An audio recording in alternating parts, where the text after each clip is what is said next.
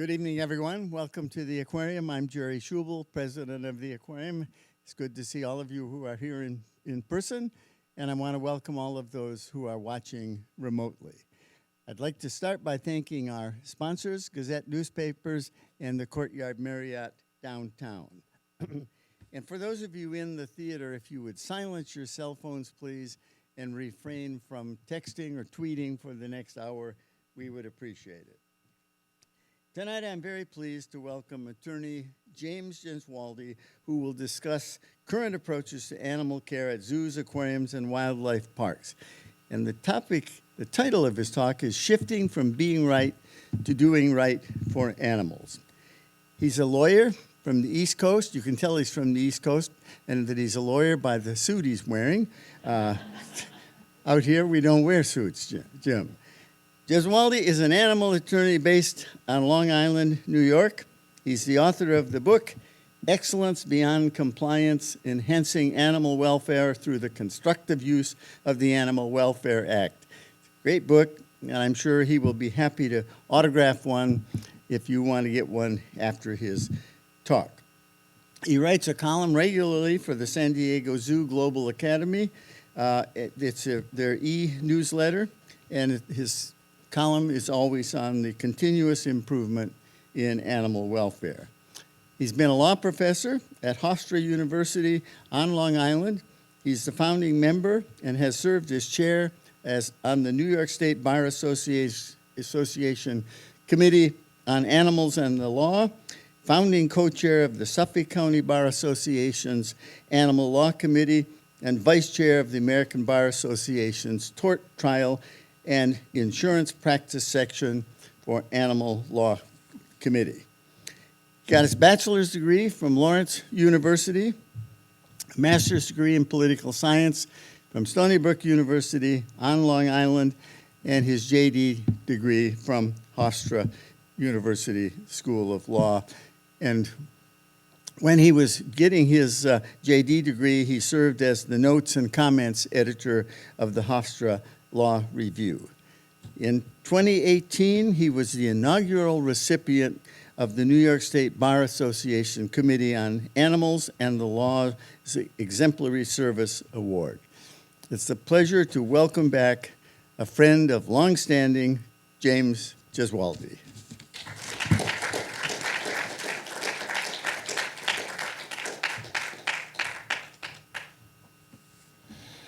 Thank you very much, Jerry. I'm going to try to move around a little bit here, but try not to get in your way. I'm very happy to be here tonight. I thank all of you for coming out, or for those of you who are viewing remotely. It is a great honor to be here and to see Jerry. Do not follow where the path may lead, go instead where there is no path and leave a trail. I believe that's usually attributed to Emerson, and this is a card that my parents gave me in junior high school, and it sort of encapsulates my journey in animal law over the last 30 years. I'd like to thank all the aquarium staff who have made tonight possible. Jack for his help with the audio and the video, and his colleagues. 6 people who helped me today as I visited the aquarium spontaneously: Joe, Carissa, Ariana, Luke, Carlos, and Gil. I'd like to thank the 6 of them for making me feel at home. I'd like to thank Dr. Sandy Troutwine and Dr. Lance Adams for their help earlier this year. And also Dr. Troutwine for her good company this evening, and Jerry Schubel, of course, and then Linda Brown, the person who helped really do everything to make this possible. And most importantly, you for giving your time and making the effort to hear and to share these ideas because of our concern for animals. Life is full of beginnings. They are presented every day and in every hour to every person. Most beginnings are small and appear trivial and insignificant, but in reality, they are the most important things in life. James Allen. Well, this tonight is yet another beginning. It's another opportunity to share some of these ideas, and we start with animals when we talk about animals. And if it wasn't for this dolphin, Little Bit, who was the last surviving flipper from the TV series in the 1960s, whom I met 30 years ago, and it completely transformed my life, I would not be here today. So I like to start with her in order to honor her memory. Just an overview of where we're going to go. We're going to start with some background and a brief, very brief history lesson. We're going to talk about being right. We're going to talk about doing right, the animals, about us, ourselves, others, the Animal Welfare Act, excellence beyond compliance, working together, and then the principles of constructive engagement. And here's our background and our brief history lesson. And I add this just for context because the American Bar Association journal cover was from June 1998, which was before the Aquarium. And over these last 3 decades, I've been involved in animal welfare, wildlife conservation work here in the US and abroad. Primarily in the zoological community, but I've worked with a wide range of organizations, mostly focused on the Animal Welfare Act, have worked to get my ideas out there in writing and speaking, as Jerry noted, been very active in animal law teaching and through bar associations. And most importantly, like Michelangelo said, I am still learning. And evenings like tonight provide me an opportunity to learn where I need to get better so that I can be more effective in trying to help both animals and people. Again, here, shifting from some of my history to the aquarium, and I really love parts of the mission and the vision of the aquarium, and in particular, the instilling a sense of wonder. And I hope instilling a sense of wonder does not mean that all of you are wondering what you're still doing listening to me. But be that as it may, respect and stewardship for the Pacific Ocean and its inhabitants and ecosystems, and the vision conserving and building natural capital and building social capital, interactions between and among peoples. That I really like, because when we talk about better serving animals, their interests, their well-being, the environment, oftentimes we don't always think through as much how to deal with each other in the most constructive manner. Heightened consciousness about animals, and this is a thumbnail of many of our lifetimes that are in this room, what has happened over the time that the aquarium has existed or the 30 years that I've been involved. We've seen great cultural change in terms of the animals that have and are still called pets or companion animals are now considered to be family members. And we've been shifting from owners to guardians, and Mark Penn, the strategist who coined the term soccer mom in the 90s, in his book Microtrends in 2007, one of the 50 small forces that he said was shaping the future of America was the concept of pet parents. In his sequel, Microtrends Squared, in 2018, I believe it was, he talked about single with pet and how that is shaping changes in our society. Again, this move, animals still considered property in all 50 states, though recognized as being sentient beings and perhaps dealt with as living beings, as some of us suggest, or as others, legal persons. Science has contributed to this, as has the social movement, the animal rights movement and its underlying philosophy. Animal law, the practice of animal law, is what I consider to be a lagging indicator, because it seems to be, as much as it's enlisted proactively, it still seems to be lagging behind some of the cultural changes and some of the thinking and philosophizing that still goes on about these issues. Again, we've seen increased attention and sensitivity to animal interest, animal well-being, and zoos and aquariums have helped create a greater emotional and personal connection with animals. Certainly that's been true in my life. Being right. Now, for those of you who are in the room, so I can see you, and for those of you out there remotely, you can do this as well. I just won't notice it. How many of us love being right? Not everyone. Not everyone. There are some very enlightened souls in the room, but most of us love being right. I know I do.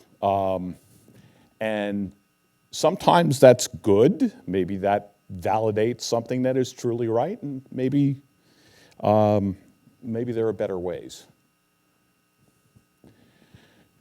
Sometimes when we're so concerned about being right or maybe saving face, we find ourselves being very invested, maybe over-invested, in what I would consider positions, a point of view or a position on a particular issue. And we focus on that position and we lose sight of what the interests were that we had at heart to begin with, or if we're dealing with animals, what their interest may have been. So there's this distinction between positions and underlying interest, and sometimes, and again, people like Lawrence Susskind and the mutual gains approach teach us to try and look behind or beyond those hardened positions to the real interest as a way to unlock our ability maybe to resolve some of these difficult issues. Again here, that's a typo there on the slide, the scoreboard. It's not a scoreboard, BD. But the false dichotomy sometimes we have when dealing with animal issues, sometimes free everything. Everything should be free and unfettered from human intervention. And on the other hand, everything's fine, nothing to see here, move along. And sometimes when we're focused on our positions, we want to put points on the board rather than see real change. I found this online. I collect antique quote books, and I went through them, and actually I found this online and thought this was the best summary of what we're talking about here tonight. And most of us try to spend so much effort being proven right that we get tired even before we start working towards being better. And that error was online, that missing we. Instead of looking at logical solution to an issue, the concentration shifts to our point, and in the process, we end up becoming an issue. In other words, by wanting to be right, we become part of what may be less than ideal. So, doing right. How many people like doing right? Just about everyone, okay. Well, again, we start with the animals, their interests and well-being. And the master key when we're talking about zoological organizations like aquariums, like the Aquarium of the Pacific, is animal welfare. the quality of life, the well-being of the animals entrusted to our care. And there are three, I think, main reasons why that's important. First of all, it's essential to maintain the goodwill of the public, to uphold the public trust. It's congruent with your core mission areas like conservation, research and furtherance of conservation and animal welfare, conservation and humane education. So it gives you the moral authority to do what you do, and it's the right thing to do. And as Martin Luther King Jr. said, it's always the right time to do the right thing. If you're not aware of this, this is from the work of Dr. Lance Miller at the Chicago Zoological Society and Greg Vicino at the San Diego Zoo. The 5 opportunities to thrive provide a good template for making for the best quality of life for the animals in your care, including diet, self-maintenance, optimal health, species-specific behaviors, opportunities for choice and control. And all of this starts with us right here and right now. And that's every day and in every way. We can do it. We can elevate our own consciousness. We can take responsibility.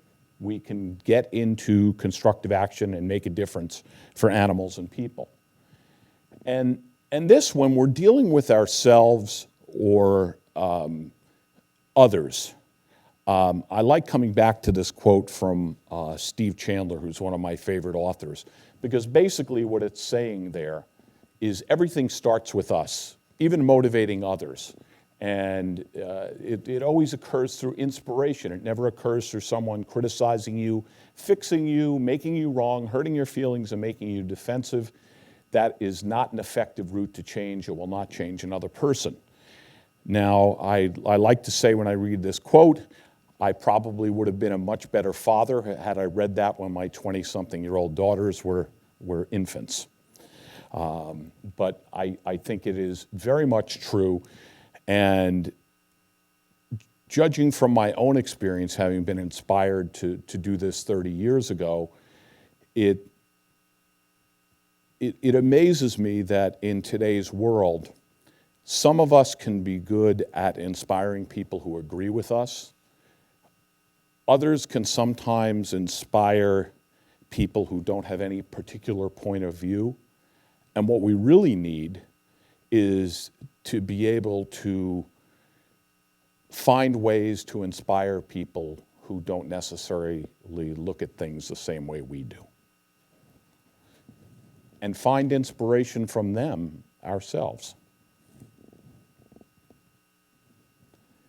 This is something I developed in talking to some organizations I had been working with and trying to help foster a cultural change. And I call it an Enlightened Caregivers Creed. And to me, it's one of many tools that I'm sharing tonight that help reorient ourselves in terms of how we deal with not only animals, animal issues, animals in our care, people with differing perspectives. And I'll just go through it briefly. We appreciate and understand that people are concerned about the well-being of animals. We share that concern and constructively act on it daily. We are humbled and grateful for the opportunity to dedicate ourselves to the well-being of the animals in our loving care.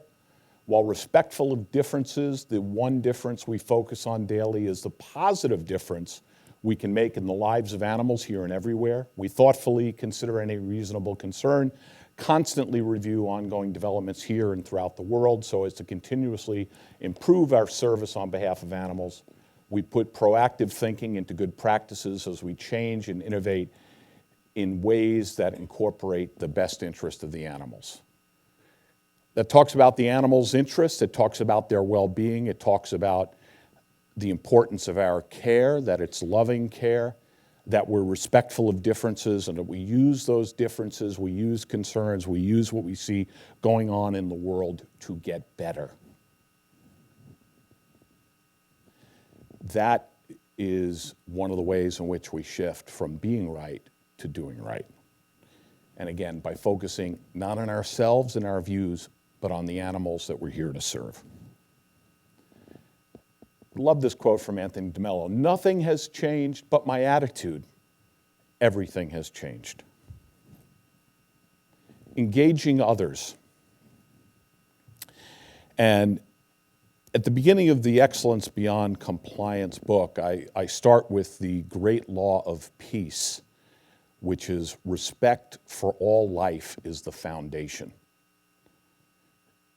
Animal life, human life, all life. Simple premise about compassion, dignity, and respect. It seems that with regard to animals, most of us would agree, if not all of us, that we would love this to be a world where greater numbers of people, if not everyone, treats greater numbers of animals, if not all animals, with compassion, dignity, and respect. And the simple premise is that if we could find it within ourselves to treat each other, even those with which we differ, with compassion, dignity, and respect, in essence, we're modeling how we want them to act towards animals. In a way, it's a sort of golden rule for dealing with people, dealing with animals.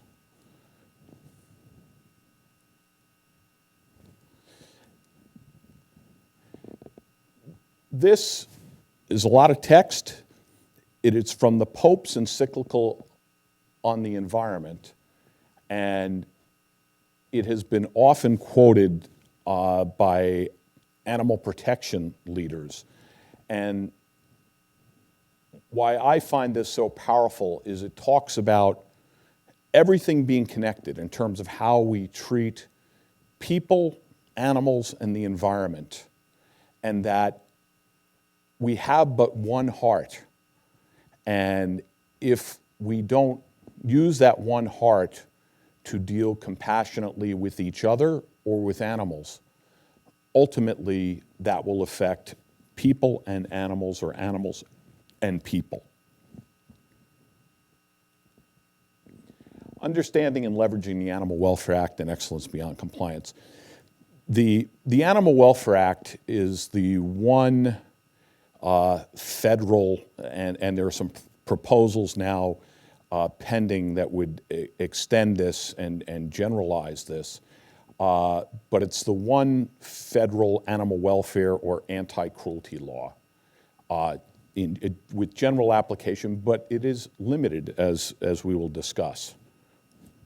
And there are many challenges, and in the 53 years since the act, or almost 53 years, it'll be 53 years in August, since the act was first enacted, there's probably been as much criticism of it as anything. Some of the challenges with the Animal Welfare Act is that it covers only limited activities and limited species, pretty much mammals and birds, and it deals with exhibition, like the aquarium. It deals with research facilities, commercial breeders, and carriers. Minimum standards, engineering, and performance-based engineering standards are, it would be acceptable to have the number of people presently convened in this room, in a room of this size and this height. That's an engineering standard. A performance standard would be that an animal shall be maintained so as to preserve its good health, and that's a performance-based standard. My experience with performance-based standards is people who are regulated by them, including many that I've worked with, love performance-based standards when there are no issues, because it gives you a lot of flexibility and discretion. Critics of the Animal Welfare Act generally don't like performance-based standards. However, when something goes wrong, it seems that people who are regulated by performance-based standards don't always have the same appreciation for them, because now USDA has greater discretion and flexibility in terms of how it may view a situation. And critics of the Animal Welfare Act seem to have a different sense of performance-based standards when situations come out differently. Limited animal welfare maximizing measures, and again, veterinary care, a lot of things in there are good and are protective. But there are only 3 specific things that actually are geared to make an animal's life better. Environmental enrichment for non-human primates, enrichment for marine mammals, and exercise for dogs. Those are the only 3 that I've come up with over the years. Maintaining compliance, such as here at the aquarium, requires constant vigilance, daily efforts. Your inspection reports for facilities like this are online for 3 years. As of a couple of years ago, USDA, in weighing Privacy Act versus Freedom of Information Act and access issues, there are some facilities, not exhibitors like accredited aquariums like the Aquarium of the Pacific, that may not have their inspection reports online. The best that you can do, you could have the greatest organization and facility in the world, and the best that you could do is no non-compliant items. In other words, there's nothing wrong today, and that's not particularly inspiring. But anything less than that could suggest that there are issues. Excellence beyond compliance, as Jerry pointed out at the beginning, I'm very proud of my affiliation with San Diego Zoo Global Academy. Write a monthly column, Getting Better All the Time, on continuous improvement in animal welfare. The giraffe above the clouds is a symbol of raising our consciousness. And you can see, again, there's a heart in beyond, because, again, it's all about heart. The 2 things that make the giraffe the perfect animal to represent this philosophy is, as the tallest land mammal, known as the sentinel of the savannah, the giraffe can see distant challenges when they're further away, so hopefully can be more proactive.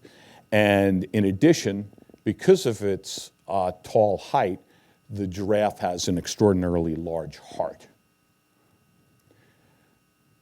This is another shift that we can make, and this is a question that is posed on the back of the book, and that is, what can we, meaning you, me, each of us, all of us, individually, together, do today, which is now the only time in which we can ever really act, the only time in which we live now, to improve the well-being of animals?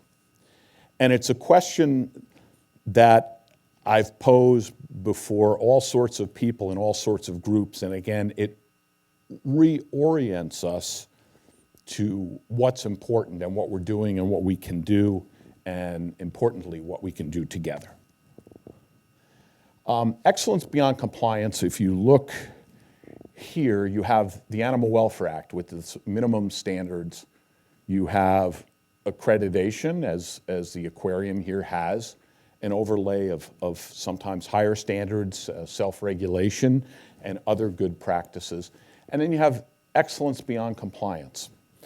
And excellence beyond compliance is a paradigm shift in a number of ways.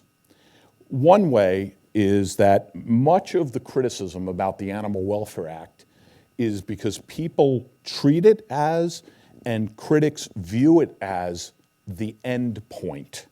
This is what you're required to do legally. This is the end point. Excellence beyond compliance treats the Animal Welfare Act as the starting point, where we begin. And it changes everything. And the 2 other ways in which it shifts the paradigm is it explicitly makes animal welfare the top overriding priority and commits to continuous improvement in that. So it proactively uses the AWA to improve all of that. And also what it does, not unlike what the aquarium itself does here, is that it extends those protections and those practices to all animals and all species, not just those that are covered legally under the Animal Welfare Act. It's constructive, positive, voluntary, and as we'll go into, there are a number of other good practices. Again, we're elevating animal welfare.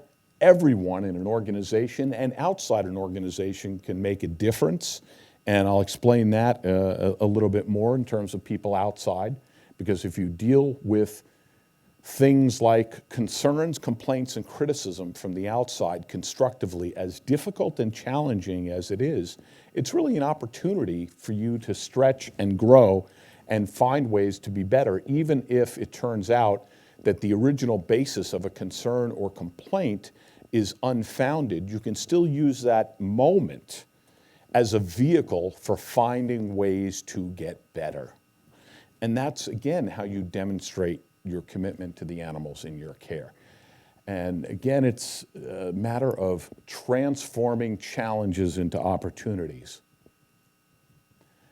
Some representative good practices, organizationally, in terms of some guiding documents and then some actual practices. Boards should have animal welfare focus. For an organization with animals entrusted to its care or involved with animals, not to have an animal-specific or an animal welfare-specific liaison or committee on the board probably is keeping them from reaching their full potential in terms of the great things that they do for and on behalf of animals. Having an animal welfare officer, an executive level officer reporting directly to the CEO, who is an informal means of vetting concerns and complaints, but formally is charged with finding ways every day to improve animals' lives. Animal welfare leadership group is much broader than an animal welfare committee. And then some of the guiding documents, your mission statement. And we talked about the aquarium's mission statement, which is very good and talks about this at least implicitly and even explicitly in the sense of respect and stewardship and conservation. And I would just add expressly, animal welfare. Having a policy or a plan. And then dealing with things like USDA inspections. There are 1,000,001 ways to deal with them where they become something you look forward to vindicate the good work that you're doing, or to have the agency help you identify areas where you need to improve. And there are ways that you can use different reporting and different even challenging situations to document and make improvements that have dramatic impact on animals and their lives. Again, my experience working with dozens of organizations has been that these tools really work in terms of making animals' lives better, empowering people, and also, and this is maybe a little bit more forward thinking, if people would self-post their inspection reports, some of the controversy over the USDA database would go away. You'd take responsibility for self-posting, which is not a substitute for a government-sanctioned database, but you self-post, it's probably more accessible to the public, and then you post your improvements that you're committing to. Again, this drives advances in animal welfare. Same thing with license renewals, which have been a controversy under the Animal Welfare Act because they're basically ministerial acts. You send in your check, your application, you do it on time, and you're renewed, whatever the state of affairs is there. And there should be some updated reporting with that. Last year there was controversy over this concept of third-party inspections, perhaps supplanting USDA inspections. And I looked at it very differently, and that was that I looked at it as a supplement, and it shouldn't be a substitute. But that third-party reviews can be helpful, and that to the extent third-party reviews are done, if they identify good practices that are done at an organization, those should be shared with the public so that other organizations like that could maybe consider adopting those if they're not already doing them. And likewise, any improvements that are committed to as part of a third-party review process. That's something I think that if you disclose it, that means you're going to do it. And that's a good thing. Again, accountability, transparency, and upholding the public trust are some of the things that you do. You can do this anywhere. Again, board engagement, animal welfare policy, animal welfare officer, the practice of continuous improvement, working together to make a difference for animals and people. And it's been my experience, and maybe this is because of concerted efforts over many years, if not decades, that you can actually find lots of ways to work together. It all starts with one conversation between two people, and it can go beyond that. And it can be a conversation between people with philosophically very differing points of view where maybe they cannot be reconciled. But I assure you that if you stick with it, there's always some ground that we can find that's shared. And that ground provides the opportunity to make a difference. Collaboration, consensus building. 24 years ago, USDA convened the Marine Mammal Negotiated Rulemaking and led to revisions of about 60% of the marine mammal regulations, which were finally issued in 2001, and they haven't been updated since. But that's the type of thing that I think could be used more under the Animal Welfare Act, and then things like even mediation on some contentious issues. In closing, just to summarize, it's not about us being right. And again, I realize that there are things that are right and wrong, and then there's gray area in between. But it's about serving the animals, their interests and well-being. It starts with us, elevating our consciousness, taking responsibility, getting into constructive action.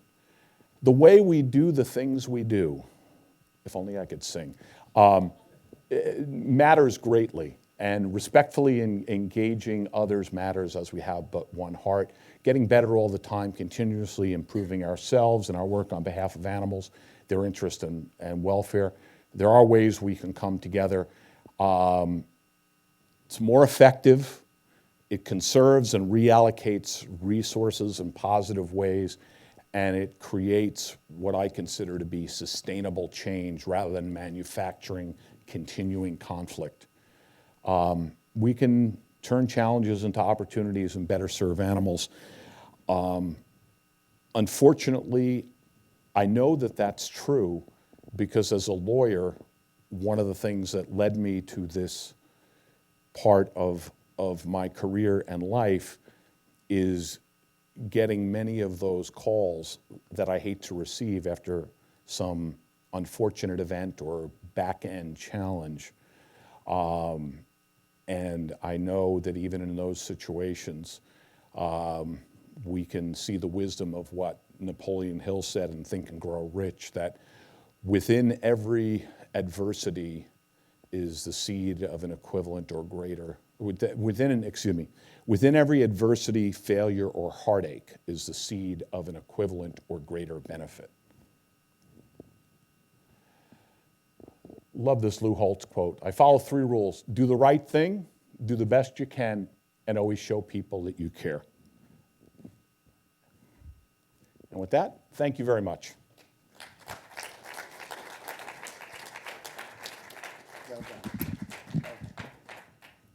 So you should remind people who Lou Holtz is. Not everybody's a football fan here, probably. Yeah. Great coach. Yes. Want to tell him from where? Well, he had better success at Notre Dame than he did with the New York Jets. Yes. Well, of course, he probably had better players, too. All right, who has the first question? We have one back there. Hi, that was amazing. First off, who hires you to do this for animals?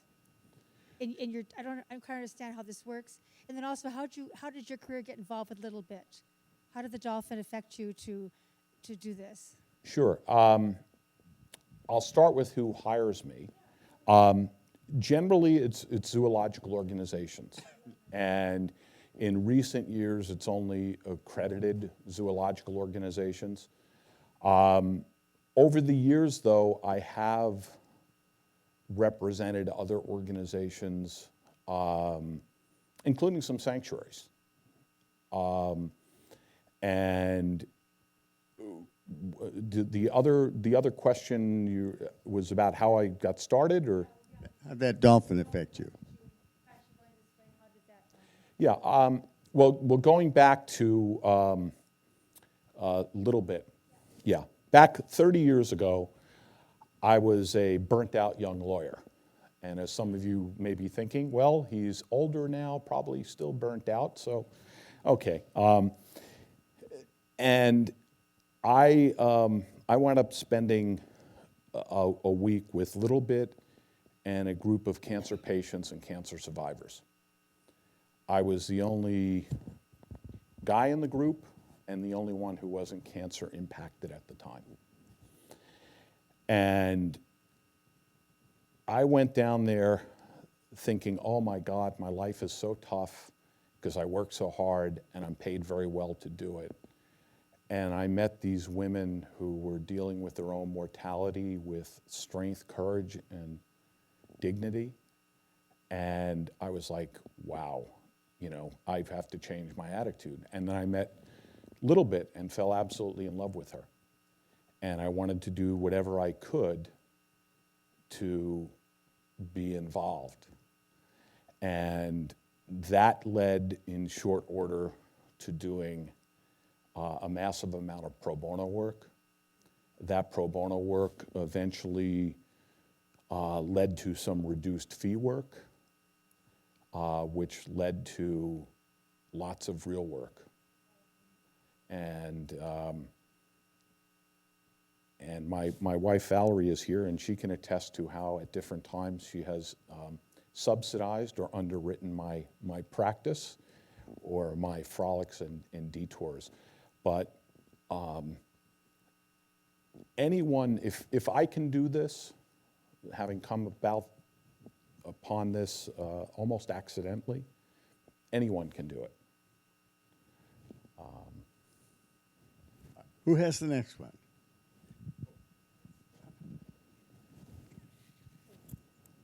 Hello. So I would call myself an animal commoner. I actually work in the aerospace industry, and how would you advise an animal person who cares a lot from shifting from that being right with your friends and conversations to that doing right? Like, what do you think you would advise to someone that doesn't work in the field to contribute, and how that would be implemented? So, make sure I understand it correctly. How do you deal with people that aren't in the field, that express different views? Yeah, so like myself, I care a lot, but like you're saying in the conversation tonight is how do you shift from kind of being right in conversation to actually taking action and doing that right? Mm-hmm. So for someone who doesn't work in animal law, how would you advise other people to get engaged in that more passionate conversation? Wow. And I know that's not an easy question, but I mean, I'm here for a reason because I care. So Sure. Well, what I've done for years when I've entered into conversations, and I've had thousands of them over the years with people that have different views than mine. And if you paid close attention to this talk, you can see my views have evolved over the years. Back to your question. And I've always started with a very simple statement to sort of clear the air. And what's your name? Allison? Allison, like you, I love and respect animals. The difference is that I may manifest it in other ways. And maybe the ways that I manifest it may not be ways that you agree with, or I may not agree with the ways that you do. But it may be a matter of understanding, it may be a matter of culture, there may be lots of reasons for that. Let's explore that. And, so I start from that perspective. And the working title for this talk, which is not altogether new, but the emphasis and focus is, and the working title I've had for the last 5 years has been Progress Without Judgment. And I'm not saying that you forget about responsibility and you forget about accountability, but you sort of put judgment in a negative sense to the side. Because as you saw in that Steve Chandler quote, when we get so focused on being right and you're wrong and I've got to prove that you're wrong, what we do is we lose that vast opportunity to make things better. Because, Allison, you're here or you're there, and I'm over here. And the natural tendency is to be, you know what, I got enough to deal with in life. I don't need to hear this. And so, ironically, we manufacture opposition or generate energy that goes against what we're trying to do, which is where that concept of the simple premise or the golden rule for dealing with animal issues comes from. To sort of take that energy. Because again, a younger version of myself thought, I'm a lawyer, I have to be right, I have to be clever, I can figure it out. It's somewhere here buried in the black print or in the regulatory history. And God knows I did that, and I like to think I did that very well. And then somewhere, probably in the late 90s, it dawned on me that if I want to help protect my clients, the best path to do that is to protect the animals. And that's a tricky thing, and as a lawyer, that creates some ethical things to be careful about, professional responsibility type things. But that's how I've given myself room to grow in the way that I was comfortable. And I hope that helped a little bit, Allison. I'm happy to talk to you afterwards. Yes? I'll bring you a microphone. Thank you for your talk. In your talk, you said that the AMA was a good place to start, but that there were some potentially new regulations or laws in the pipeline or something. I was wondering if you could talk a little bit about that. Sure. There are a couple of things that have been kicking around, maybe with some fanfare. And the two things that jump to mind is, one is a measure that would, within the Animal Welfare Act itself, require facilities to have contingency plans for dealing with emergencies and disasters. That is currently a regulation that was enacted about 3 or 4 years ago, but it's been suspended pending some other regulations because there was concern that it might unduly impact very small operators. And the genesis of that was a front page article in the Washington Post about a magician in Virginia who had one rabbit and was a licensed exhibitor under the Animal Welfare Act. And he said that he would have to write hundreds of pages of contingency plans to satisfy the regulation. And soon thereafter, the regulation was suspended, so now Congress is trying to get the either regulation back in effect or force the agency's hand.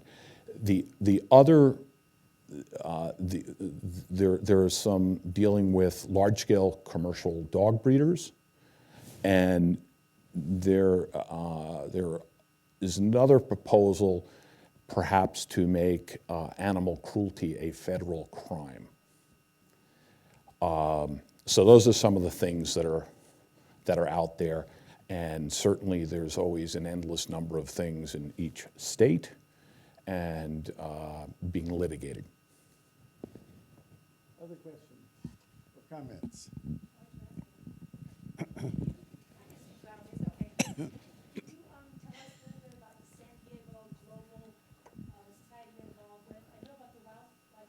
Sure.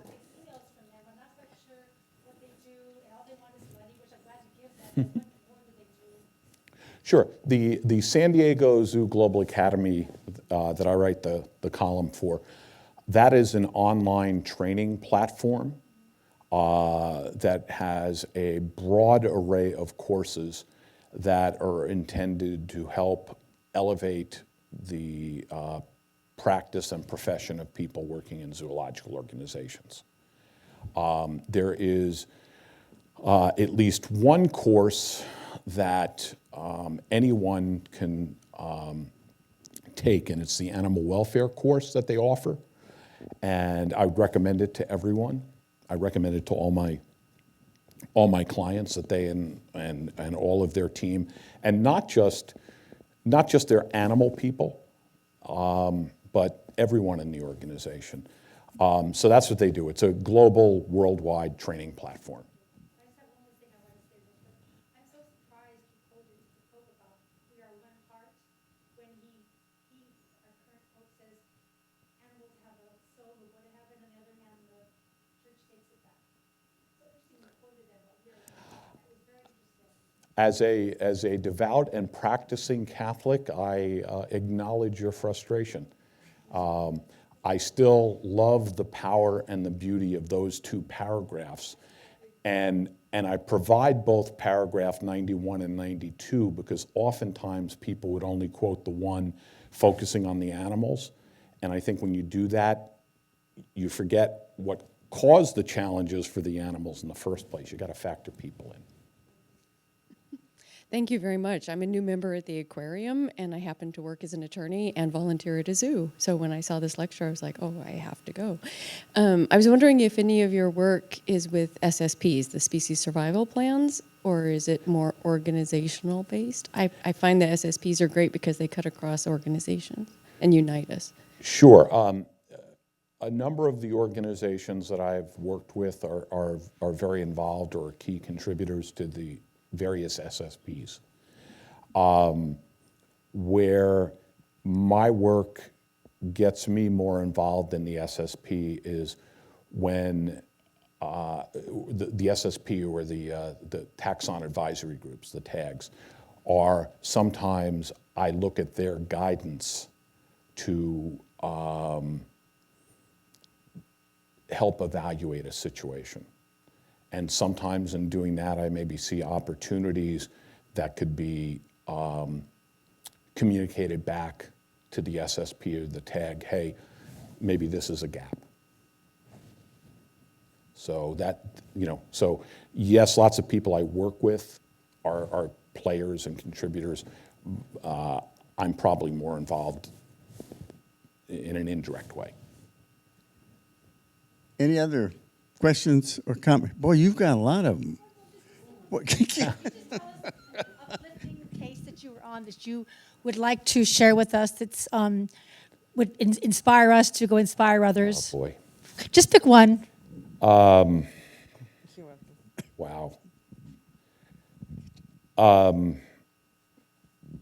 One of the things that's difficult for me is, as a lawyer, I try not to kiss and tell.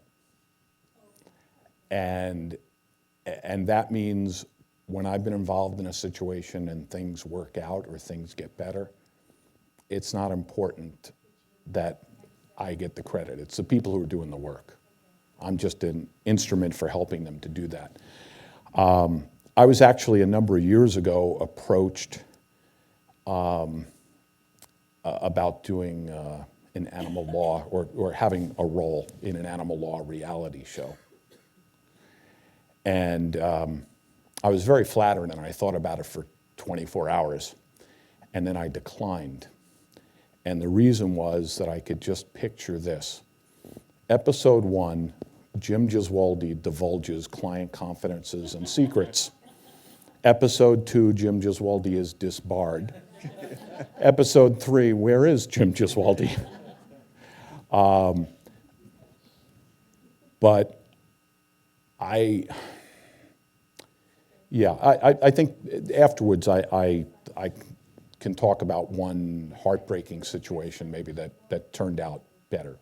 All right, ask him a hard one. Oh, well, I don't know it's hard. I just want to say that great talk, and as you know, I admire your work so much, and it's really inspirational to hear this. You know, we're in Los Angeles, where we have the entertainment industry, and I can tell you, I live in Malibu, so my kids go to school with some reality TV show stars. I think the ratings would be really good, especially the disbarring. You might want to think about it. So my question is that when you're talking about people, you have the slide up where some people say free all the animals. And, with that group, you probably have at least two subsets: people who are more pragmatic, who would like to free every animal, but understand that a step in the right direction is a positive. Or, treating the animals is something that they would applaud, even if they don't get all the way they want to get.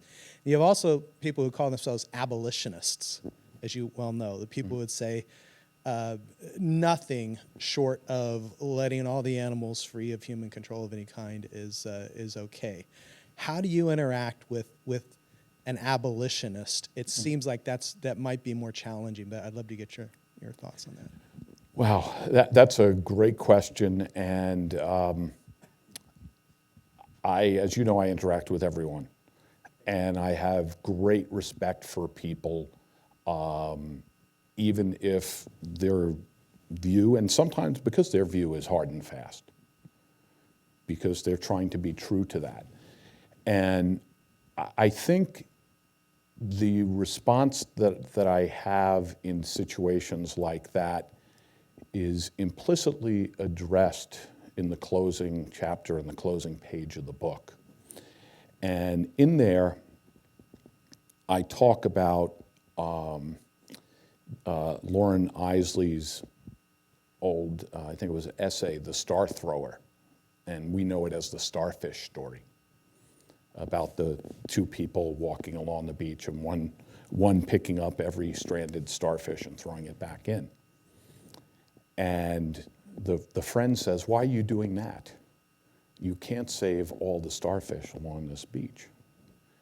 And the reply is, "Well, for this animal and for everyone I am able to send back, it makes all the difference in the world." So in a conversation like that, to me, if between now and whatever ideal outcome they see, there's still a transition. And if we ignore that, then is that a matter of, okay, this ideal endpoint that they see, maybe that's the right one, but even if it is, does that justify neglecting all we can do to make the animals' lives better now? And that's, I think, where I come from. Jim, I think that's a good note to end on, and it's a good, I think if you want to read this book, yeah. we have some copies for sale. A lot of gems in that book. Some of it's nuts and bolts, and it was designed that way to get people to use it, but it's really meant to be transformative. And if you want, if you get a book, or even if you don't, I have copies of the, what was I going to say? The Enlightened Caregivers Creed, and I think maybe I glossed over the slide, or somehow it dropped out. The Principles of Constructive Engagement, which quickly are basically that when you have a challenge, like even this question you just asked, when you have a challenge, there are two things you do. You think, how can I use this challenge to learn more, to grow, to become better, and to better serve animals and their interests? And be grateful for that, try to collaborate, and just keep bringing it back to that. So I have that for you as well, and I thank you. Thank you very much, Jim. Great talk. Very good. Great having you here.